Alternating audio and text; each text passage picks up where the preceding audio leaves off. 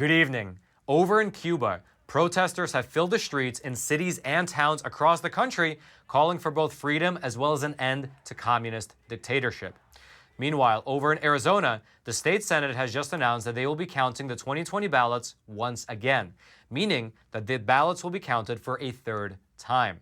And lastly, over in Pennsylvania, the State Department came out in opposition of the forensic audit, and they released this directive right here, telling counties to not allow third parties to examine the voting machines or any of their components.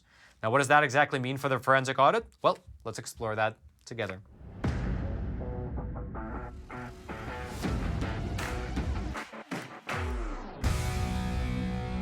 This is your semi-daily Facts Matter update, and I'm your host, Roman from the Epoch Times. Now let's begin today's discussion over in Arizona.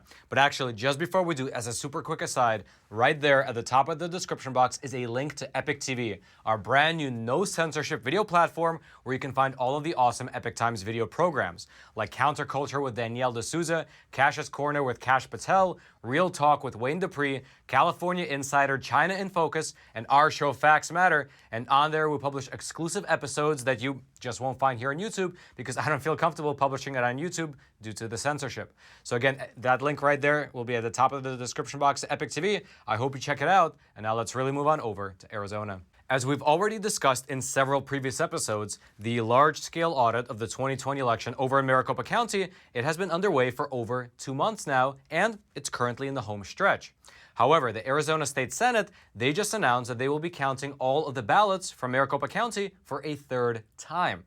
Now, what does that exactly mean? Well, when the actual election occurred back in November of 2020, the county election officials, they tabulated all of the ballots as normal, and that was the first count. Then, over the last 2 months, the audit team, which has been led by the Cyber Ninjas, they have recounted all of the ballots by hand, and that was the second count. And most people assumed that that was it. However, the state Senate, they just announced that they will do their own recount as well. Why? Well, they say that it will give them a number that they can compare to both the county tabulation as well as the count from the auditors. Here's what Ken Bennett, who is the audit liaison, here's what he told us when we had a chance to ask him about it. Maricopa County says there's 2,089,563 ballots. We did the hand count and they're finalizing that number. But we just wanted a third number to tie everything together. Make sure we have more. The more data points, the better. Now, it's worth noting that unlike the first two tabulations, this third count will focus on the number of ballots exclusively. They're not going to be actually counting the votes. They are just literally going to once again count the number of paper ballots. They're just going to see how many sheets of paper there are to make sure that it's approximately 2.1 million. According to Karen Fan, who is the Arizona Senate president, she said that the Senate recently purchased 2 counting machines from a company called U.S. Paper Counters. Those machines, the ones that they purchased, have the capability to count 2,000 sheets per minute each. Here's what Karen Fan specifically said about their count. We're going to run all the ballots through to see how they match up. If there ends up being a difference, we'd have another count. Now, this third count is taking place over at the Wesley Bolin building, which is where both the ballots and the tabulation machines were moved to after the contract with the original venue, which was the Veterans Memorial Coliseum, it expired last month. And for your reference, by the way, the Wesley Bolin building is just about 2 miles south of the Coliseum. Now, besides this third count, the audit teams are also wrapping up the other portions of the audit as well. For instance, they are working to check the signatures from the mail-in ballot envelopes against images from the county, and then another team is examining high-resolution images of the ballots themselves to make sure that they were authentically filled in by a real person rather than just photocopied or Xerox. And in terms of when we can expect to see a final report, well, that is still slated to come out sometime in August, so next month. And so we'll just have to wait until then to see what the audit actually reveals. However, if you would like to read more about this third recount or about some of the other details in this process, the link to that will be in the description box below this video for you to check out. However, since we're on the topic of forensic audits, let's discuss the one that's happening now over in Pennsylvania. Oh, sorry. What's this? Well, that's a great question, Roman. And the answer is that it's today's sponsor, which is an awesome messaging company called Sekur. And it's awesome if you're the type of person that actually cares about your privacy. Because it goes without saying that both government actors as well as big tech companies can spy on your documents, your emails, and your chat messages. I mean, I'm sure you've experienced it before where you're messaging someone or emailing someone about a certain product or service, and then suddenly you're seeing ads for that exact same product or service. I mean, it's pretty obvious what's going on behind the scenes. However, with Sekur, they have an answer to that problem because they have their own proprietary encryption technology, which allows you to send text messages, documents, as well as emails and keep them safe and private. And largely, that's because they have their servers and their data center over in Switzerland. Now, why is that important? Well, Switzerland has the strictest data privacy laws in the entire world. That's what they say. And therefore, your messages are not subject to the Intrusive Cloud Act. And if you're interested to know what the Cloud Act is, you can go over to their website, to Sekur's website, and they have a great explanation for it. And in my opinion, the best thing about Sekur over the other messaging apps that are out there is that you can communicate securely even if the recipient of your message does not use Sekur. Basically, you send a message to them, let's say you send a text, and it sends them a link. They click on that link, and it establishes a secure connection that goes through Switzerland so that you can chat with them securely and privately, even if they don't have Sekur themselves. So going over to Sekur.com, which is Sekur.com, and use promo code Roman to save 25% off. Their services don't cost that much. It's only $5 for the messenger and $10 for the email and the messenger package. And you can even save 25% off when you use the promo code Roman. Now, Sekur, thank you so much for sponsoring our episode. Now, Roman in the studio, back to you. And now let's talk about Pennsylvania.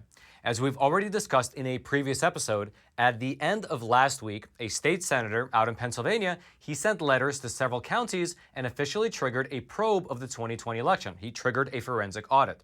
In that letter, the senator, who by the way is named Doug Mastriano, he's a Republican, he requested all of the documents, all of the records, as well as all of the voting machines, as well as the tabulators that were used during the 2020 contest. However, it looks like the executive branch of the government, which in Pennsylvania is currently in the hands of the Democrats, has different ideas. That's because 3 days ago, Pennsylvania's Department of State, which is the agency that's in charge of elections, they issued this directive right here, which directs the local counties in Pennsylvania that they, and this is a quote, that they shall not provide third parties with any access to allow them to examine either the voting machines or any of their components, things like tabulators or ballot printers.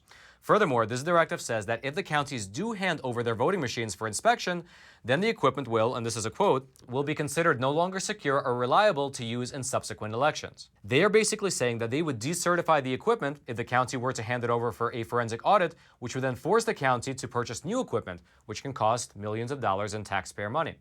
Now, in terms of their reasoning, here is what the State Department wrote. And just for your reference, by the way, this letter was written by Pennsylvania's Secretary of State, and she's a Democrat. And here's what the letter says. Quote, such access by third parties undermines chain of custody requirements and strict access limitations necessary to prevent both intentional and inadvertent tampering with electronic voting systems. It also jeopardizes the security and integrity of the systems and will prevent electronic voting system vendors from affirming that the systems continue to meet Commonwealth security standards and U.S. Election Assistance Commission certification. Now, Pennsylvania has a similar situation to Arizona, which is that while the Secretary of State's office is Democrat, the legislature is majority Republican.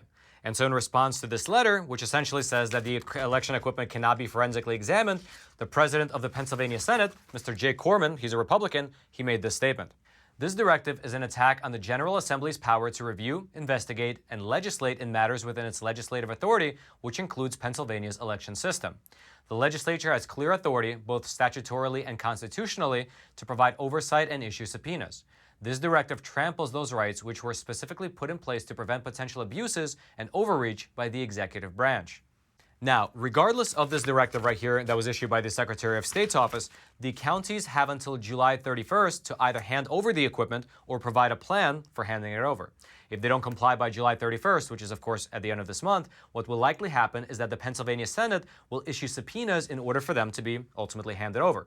Now, we here at the Epoch Times, we wanted to get an idea of what the counties are ultimately going to do, whether they're going to hand over these machines or not, and so we reached out to them for comment. And one of the counties got back to us. Officials over in Philadelphia counties, they sent us an email as a response, and here's part of what it said. Our office is reviewing it, and we have no comment about the request at this time. We do want to be clear, however, that Senator Mastriano's letter reiterates claims about the November 2020 election that have been resoundingly rejected by courts. The repetition of baseless claims by elected officials poses a real challenge to our democratic processes. And so it looks like they are still considering their options. Also worth noting is that Pennsylvania's Attorney General, Mr. Josh Shapiro, he's a Democrat, and he said that he is prepared to go to court in order to block the audit of the Pennsylvania's election equipment. And so it looks like we might see a situation similar to what happened over in Arizona, where just getting the forensic audit started, just getting it off the ground, took about 5 to 6 months of legal back and forth. Now, of course, we'll keep you abreast of the story as it's developing, and if you'd like to read more about what's happening, what's happened so far, including if you'd like to read this full letter right here from the State Department, all that will be in the description box below this video for you to check out, which, by the way, is that same little description box that is right below that like button that I hope you take a quick moment to smash. Because it goes without saying that videos that are like this, talking honestly and openly about what is happening in this world, are routinely censored by big tech giants like YouTube. However, when you smash that like button, you are forcing the YouTube algorithm. You're forcing basically the same algorithm that suppresses our videos. You're forcing that algorithm to share our video out to potentially thousands of more people, letting the truth be known far and wide. And now let's talk a bit about Cuba. Just yesterday, thousands of people took to the streets in several cities and towns across Cuba to protest against the Communist Party's human rights abuses, against the general lack of freedom, and against the disastrous economic situation that has been present in Cuba over the last 6 decades, but has dramatically worsened over the last several weeks. In short, the Cuban people are protesting against 62 years of socialist and communist repression by the ruling regime. Now, to give you a bit of context about what has been happening in Cuba over the last 6 decades, in case you're not aware, our team, a few months ago, we actually went down to Miami and we created a short video to set the stage for you. Take a look. Because many Cuban Americans who are living in Miami either escaped from communist Cuba or had parents who did. And as a result, they are deeply suspicious of leftist policy positions. They remember that before the Communist Revolution in 1959, Cuba was a relatively rich country.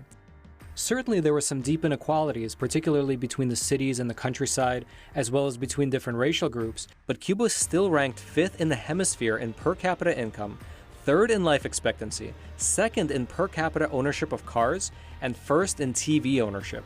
But within 2 years of the revolution, Castro's regime confiscated more than $25 billion worth of private property owned by Cubans. And today, Cuba ranks 2nd to last in economic freedom in the Americas, only ahead of Venezuela.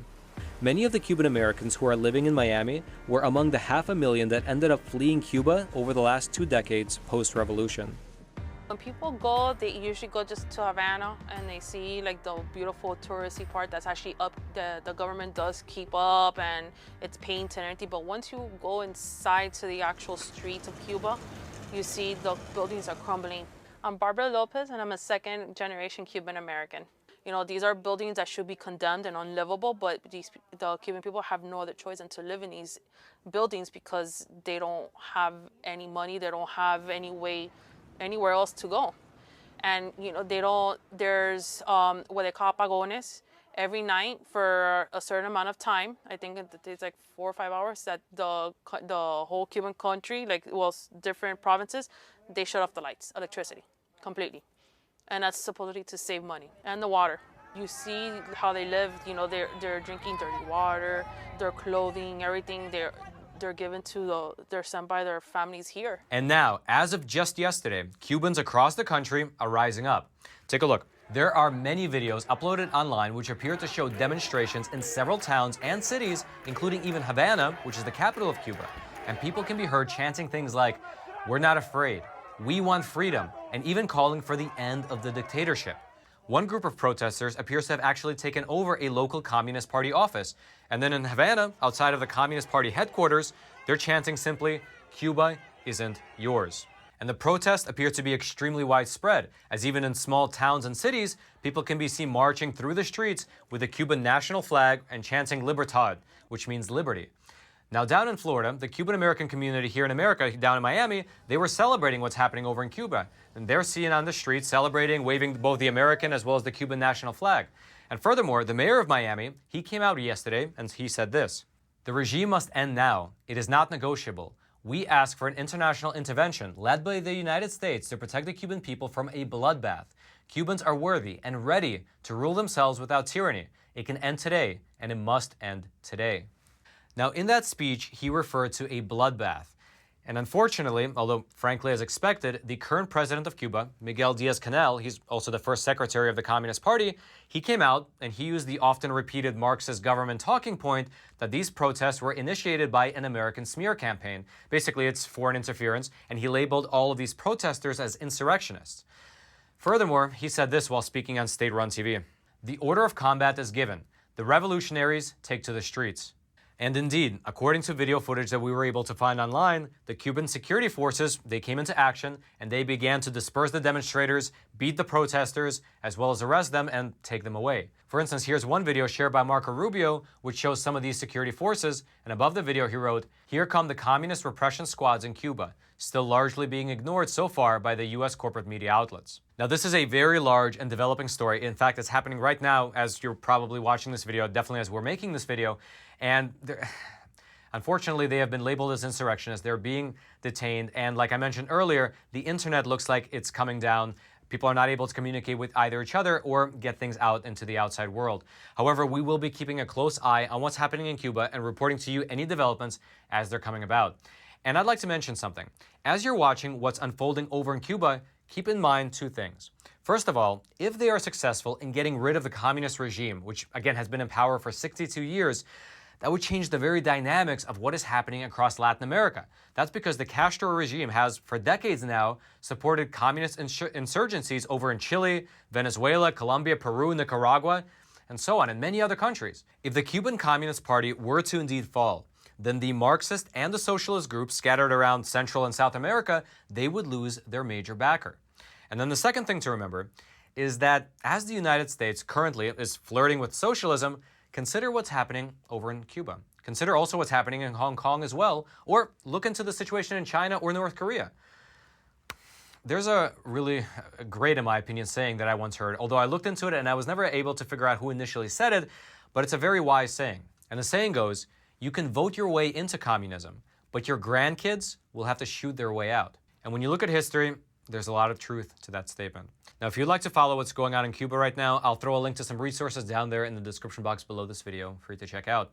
And now lastly, I'd like to mention, as I already mentioned in several previous episodes, on the very same day that Joe Biden was sworn into office, YouTube made the unilateral decision to demonetize our program.